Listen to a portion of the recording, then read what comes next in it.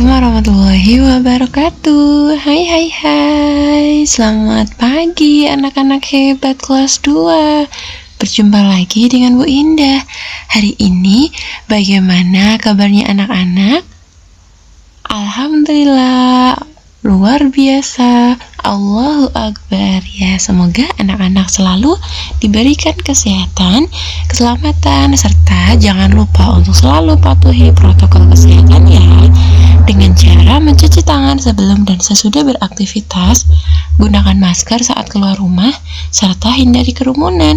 Anak-anak jangan lupa untuk absen online-nya ya. Nah, hari ini seperti biasa sebelum pembelajaran kita mulai, anak-anak marilah kita mengawalinya dengan berdoa. Untuk yang beragama Islam, Bu Guru hantarkan dengan membaca basmalah bersama-sama. Bismillahirrahmanirrahim. Nah, semoga dengan membaca doa, anak-anak diberikan kemudahan dalam menyerap materi pembelajaran kita hari ini. Amin. Hari ini kita seperti biasa melakukan tepuk-tepuk dulu yuk. Tepuk di rumah aja. Ayo kita lawan virus corona. Diam di rumah, jangan keluyuran. Bermain dan belajar bersama ayah bunda. Ayo aktivitas di rumah aja. Tepuk PPK.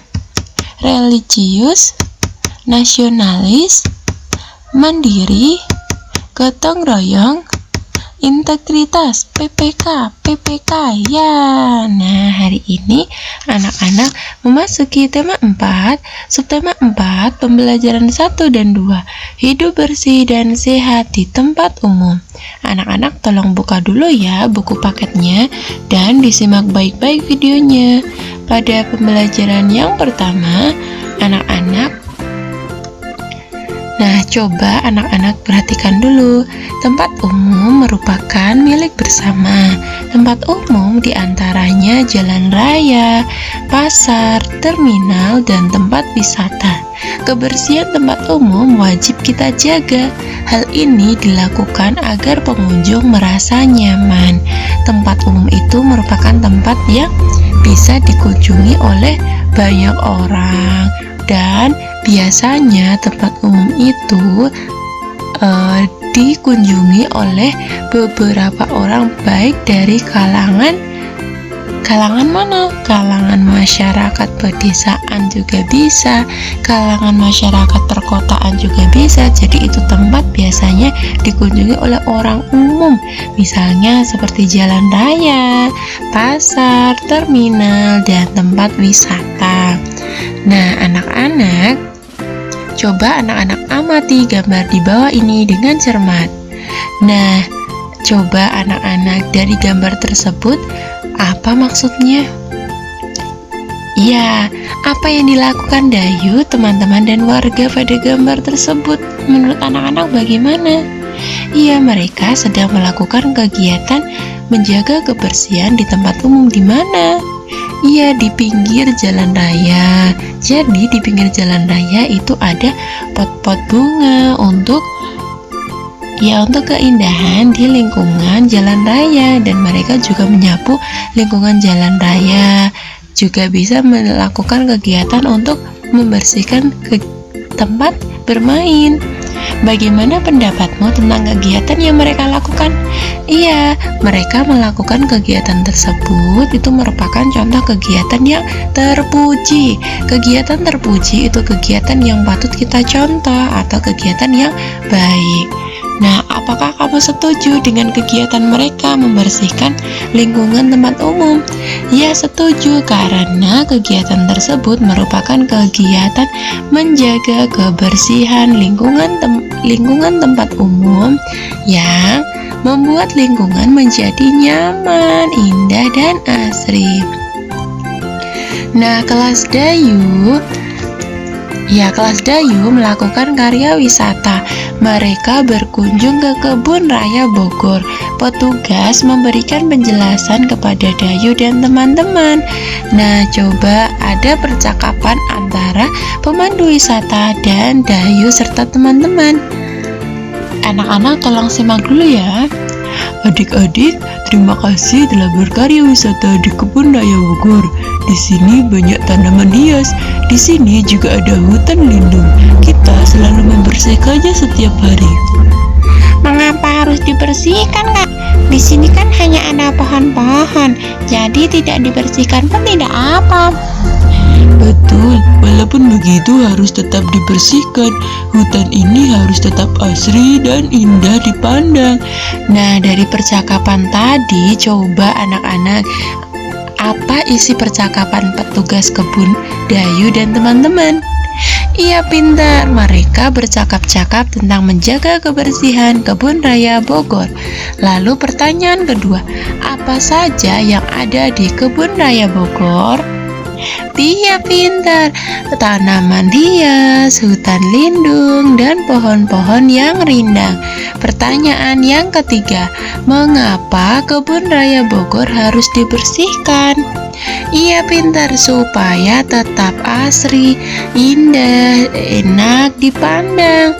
Lalu pertanyaan yang keempat, bagaimana pendapatmu terhadap isi percakapan petugas kebun Dayu dan teman-teman? Iya, pintar, sangat bagus. Kita jadi tahu pentingnya menjaga hutan. Hutan itu termasuk tempat umum. Selanjutnya, apa yang akan terjadi jika Kebun Raya Bogor jarang dibersihkan? Ia akan kotor, tidak asri, tidak indah dipandang, dan menjadi hutan yang terbengkalai. Terbengkalai itu tidak terawat, jadi kurang indah dipandang. Nah, anak-anak, coba anak-anak hubungkan kata-kata di bawah ini atau di samping ini dengan arti yang ada di sebelah kanan. Ada kata karya wisata, tanaman hias, dan hutan lindung. Karya wisata artinya apa, anak-anak? Iya, pintar. Kunjungan ke suatu objek dalam rangka menambah pengetahuan.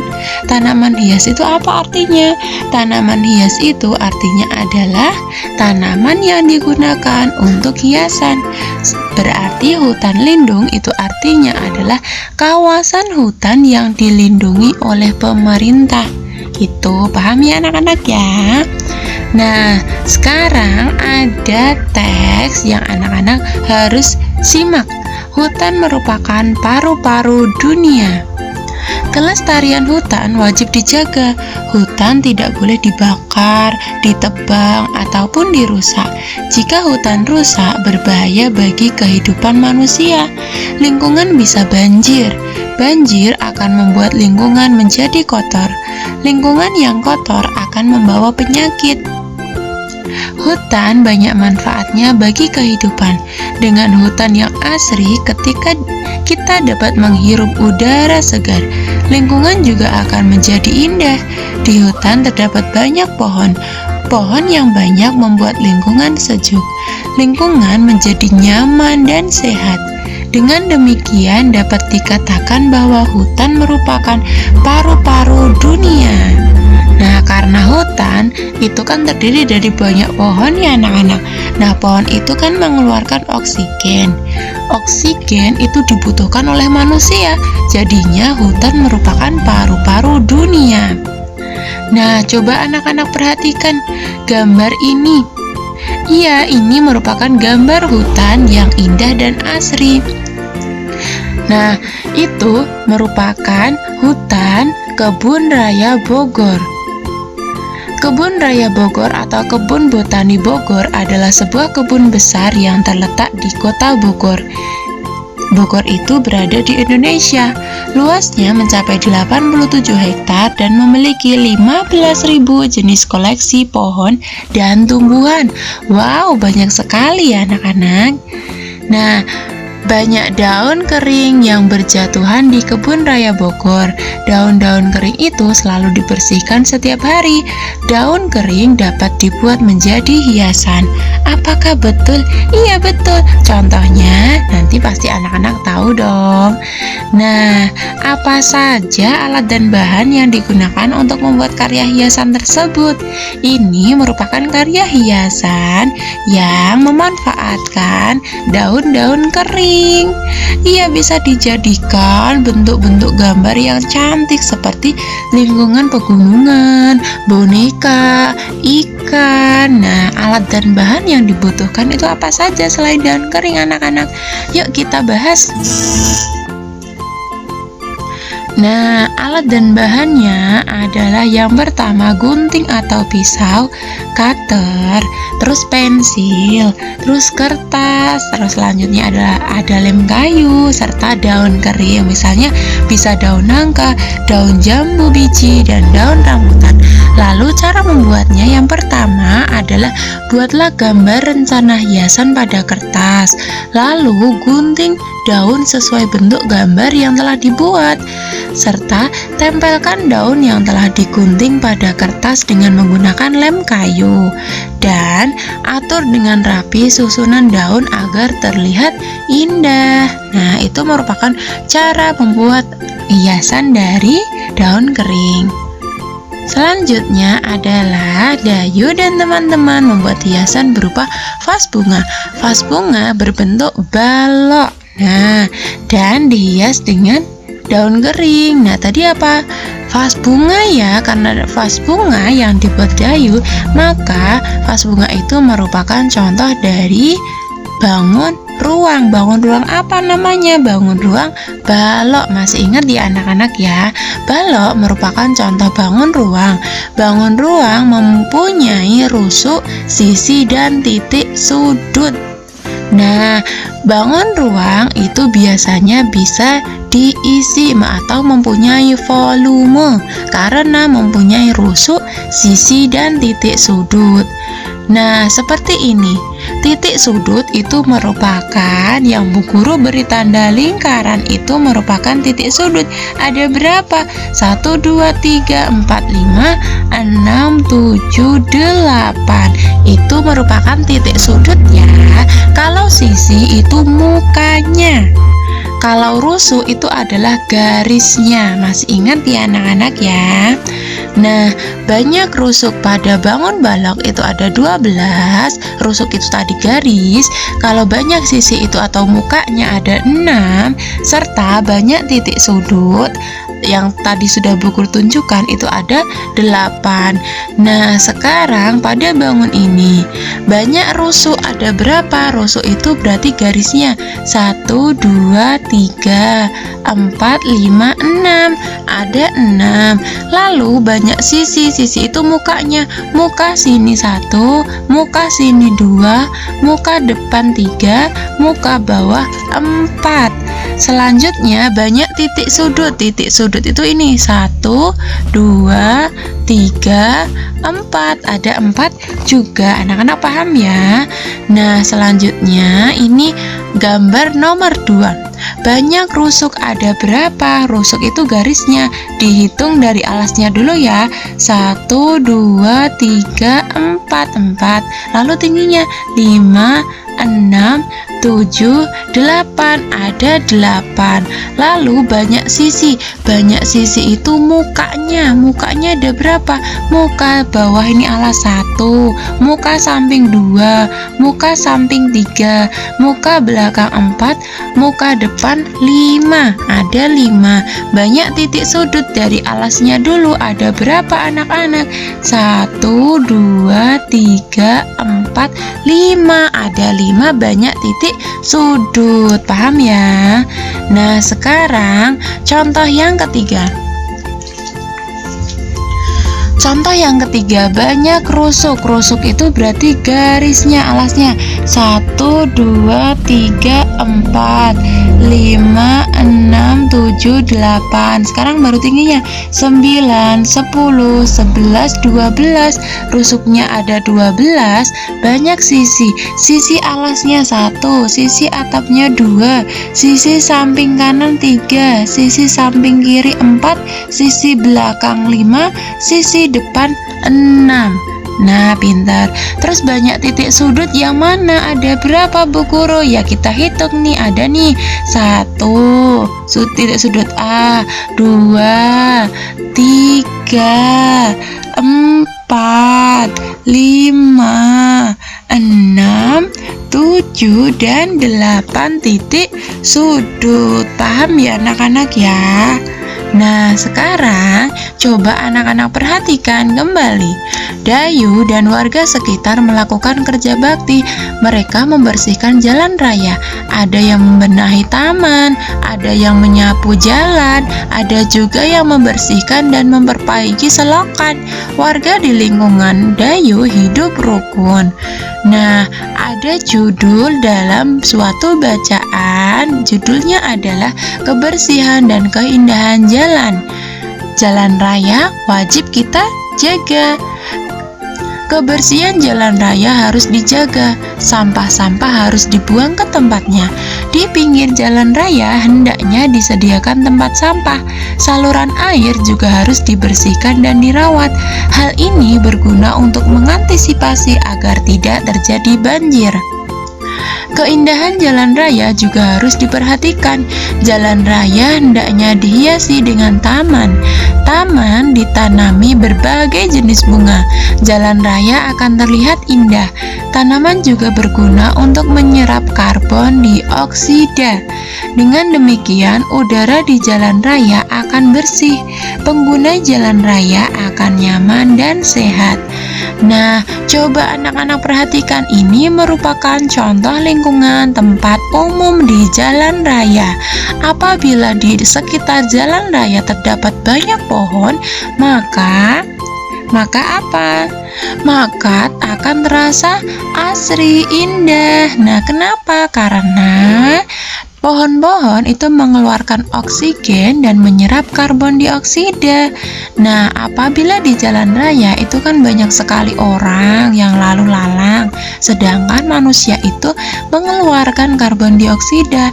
Nah, yang dikeluarkan manusia itu diserap oleh tumbuhan, karena tumbuhan menyerap karbon dioksida, dan kita membutuhkan oksigen. Tumbuhan yang mengeluarkan oksigen, jadi saling bertukar. Nah, itu merupakan contoh dari lingkungan tempat umum jalan raya yang bersih, indah, dan asri. Nah, jalan raya yang bersih dan sehat. Jalan raya sendiri adalah prasarana utama dari transportasi darat. Jalan raya mencakup semua bagian-bagian dari jalan, di dalamnya bangunan-bangunan yang menjadi pelengkapnya. Jalan raya memiliki fungsi yang vital untuk manusia, sebab sarana pendukung kegiatan ekonomi, menjadi sarana pendukung mobilisasi penduduk, sebagai alat perhubungan, pendukung kegiatan rekreasi dan olahraga, serta lain sebagainya. Mengingat fungsinya yang vital tersebut, maka sudah seharusnya jalan raya ini dijaga agar tetap bersih dan sehat, sehingga semua kegiatan yang berlangsung di atasnya bisa berjalan dengan lancar. Nah, kegiatan apa yang mereka lakukan seperti pada gambar yang tadi itu loh anak-anak? Iya, ini loh. Nah, apa yang dilakukan? Nah, mendorong gerobak dan memikul beban menggunakan kekuatan otot. Masih ingatkah kamu bagaimana cara melatih kekuatan otot? Kita dapat melatih kekuatan otot melalui sebuah permainan. Nah, ini kan kegiatan mendorong gerobak dan kegiatan memikul beban, itu menggunakan apa? Kekuatan otot. Nah, anak-anak juga bisa melatih kekuatan otot dengan sebuah permainan. Nah, ini adalah permainan melatih kekuatan otot. Lomba menggendong teman. Asik ya anak-anak. Ini melatih kekuatan otot tapi dengan permainan. Pastinya anak-anak asik dong dan tidak sabar untuk memainkannya. Nah, cara melakukannya adalah cari teman berpasangan yang seimbang. Lalu apabila sudah mendapatkan pasangan, berdirilah di belakang garis. Apabila mendengar aba-aba peluit yang pertama dari guru, gendonglah pasanganmu. Lalu, apabila mendengar aba-aba peluit yang kedua, berjalanlah ke depan menuju garis batas dan baliklah menuju garis awal. Lalu, lakukanlah lomba menggendong teman dengan cara bergiliran, serta pasangan yang pertama menuju batas dan balik ke garis awal semula adalah pasangan yang menjadi juara. Nah, kegiatan ini bisa anak-anak lakukan di rumah dengan adik. Anak-anak juga bisa melakukan kegiatan perlombaan dengan teman bermain di rumah, ya anak-anak ya. Nah, Dayu dan teman-teman bermain menggendong teman. Mereka bermain dengan rukun dan kompak. Sikap itu menunjukkan kebersamaan dalam olahraga. Tahukah kamu contoh olahraga lain yang membutuhkan kerjasama yang baik? Ya pastinya anak-anak tahu dong. Contoh olahraga yang membutuhkan kerjasama itu apa saja? Yang pertama adalah bermain tarik tambang. Lalu bermain tarik-tarikan, ya kan? Dorong-mendorong itu loh. Lalu bermain gobak sodor, bulu tangkis ganda, kasti, serta sepak bola. Nah, anak-anak, sikap apa yang harus kamu miliki agar terwujud kerjasama yang baik ketika berolahraga? Pastinya tahu dong, sikap-sikap apa yang harus kamu miliki agar terwujud kebersamaan yang baik ketika berolahraga? Iya, anak-anak tidak boleh curang atau harus sportif ya. Lalu rukun, saling tolong menolong, sikapnya adil. Nah, seperti itu merupakan sikap yang harus anak-anak miliki agar terwujud kebersamaan. Selain itu apa saja anak-anak? Pastinya anak-anak tahu. Tolong nanti anak-anak jawab pertanyaan Bu Guru ini ya.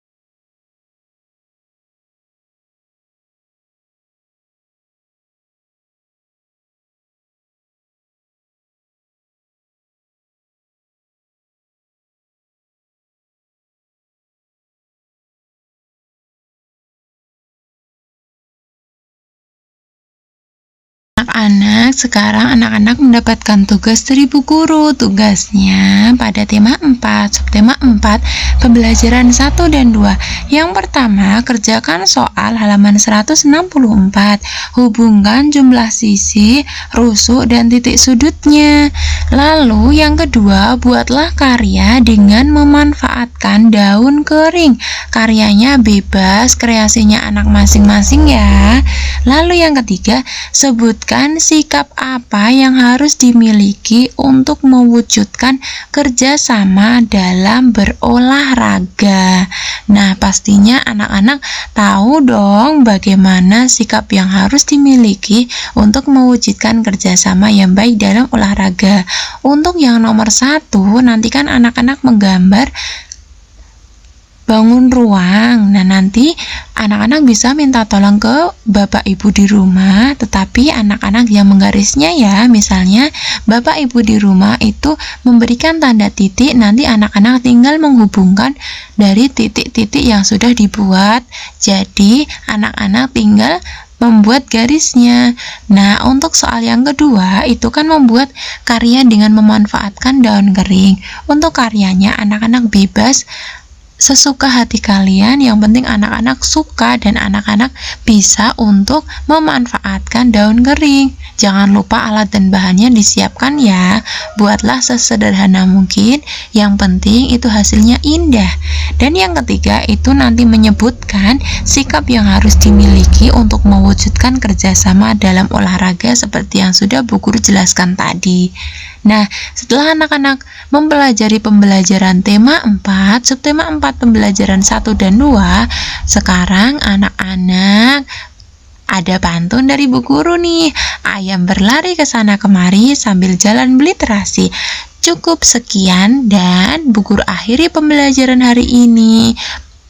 Cukup sekian dan terima kasih. Terima kasih sudah menyaksikan video pembelajaran hari ini. Sampai jumpa pada video pembelajaran selanjutnya. Terima kasih dan semoga videonya bermanfaat. Nah, Bu Guru akhiri. Wabillahi taufiq walhidayah. Wassalamualaikum warahmatullahi wabarakatuh. Terima kasih. Thank you.